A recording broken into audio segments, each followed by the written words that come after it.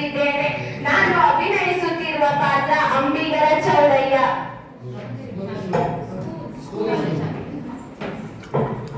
ನನ್ನ ಶಾಲೆಯ ಹೆಸರು ಕುವೆಂಪು ವಿದ್ಯಾಶಾಲೆ, ಹೊಸನಗರ.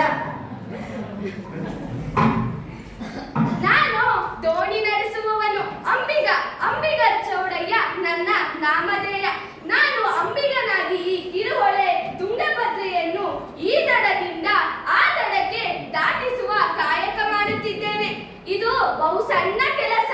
ಆದರೆ ನನ್ನ ಅಣ್ಣನಾದ ಬಸವಣ್ಣನವರು ಸಂಸಾರವೆಂಬ ಸಮುದ್ರದಲ್ಲಿ ಸಿಲುಕಿದ ನರಕೋಟಿಯನ್ನು ಶಿವಭಕ್ತಿ ಎಂಬ ದೋಣಿಯಲ್ಲಿ ದಾಟಿಸಿ ಪಾರು ಮಾಡುತ್ತಿದ್ದಾರಲ್ಲ.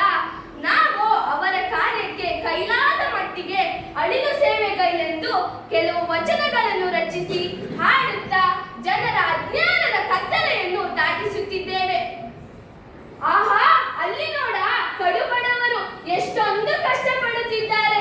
ಬಡತನಕ್ಕೆ ಉಂಬುವ ಚಿಂತೆ, ಉಣಲಾದರೆ ಉಡುವ ಚಿಂತೆ, ಉಡಲಾದರೆ ಇಡುವ ಚಿಂತೆ, ಇಡಲಾದರೆ ಹೆಂಡಿರ ಚಿಂತೆ, ಹೆಂಡಿರಾದರೆ ಮಕ್ಕಳ ಚಿಂತೆ, ಅಂತೆಯೇ ಬದುಕಿನ ಚಿಂತೆ, ಮರಣದ ಚಿಂತೆ, ಕೇಳಿನ ಚಿಂತೆ, ಇಂತಿ ಹಲವಾರು ಚಿಂತೆಯಲ್ಲಿ ಇಪ್ಪವರ ಕಂಡೆನು. ಶಿವನ ಚಿಂತೆಯಲ್ಲಿ ಇರುವನೊಬ್ಬರನ್ನೂ ಕಾಣೆ. ಅಯ್ಯೋ, ಅಲ್ಲಿ ನೋಡಿ, ಕಲ್ಲು ದೇವರ ಮುಂದೆ ಮೊರೆ ಇಡುವ ಅಜ್ಞಾನಿಗಳ ಜನಸಾಗರ.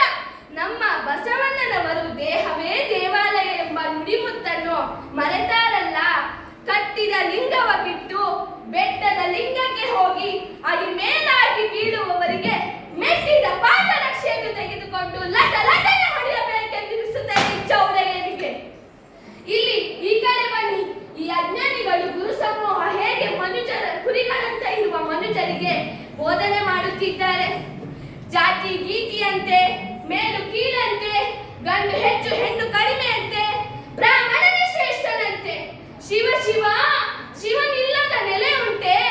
ಇಂಥ ಅಜ್ಞಾನಿಗಳು ಅದು ಹೇಗೆ ತಾನೇ ಗುರುಗಳಾದರು? ಅರಿಯದ ಗುರು ಅರಿಯದ ಶಿಷ್ಯಂಗೆ ಅನುಗ್ರಹ ಮಾಡಿದರೇನು? ಅಂಧಕನ ಕೈ ಅಂಧಕ ಹಿಡಿದರೆ ಮುಂದನಾರು ಕಾಂಬರು ಮರಳುಗಳೇ. ತೊರೆಯಲ್ಲಿ ಬೀಳುವವನನ್ನು ಈಜು ಬರುವುದವನು ಅದು ಹೇಗೆ ತಾನೇ ಹುಚ್ಚುಗಳಿರ?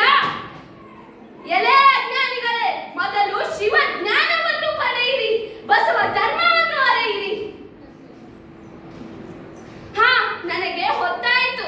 ನಾನಿನ್ನು ನನ್ನ ನದಿಯ ಬಳಿಗೆ ಹೋಗಿ ನನ್ನ ಕಾಯಕವನ್ನು ಮುಗಿಸಿ ಮತ್ತೆ ಬರುವ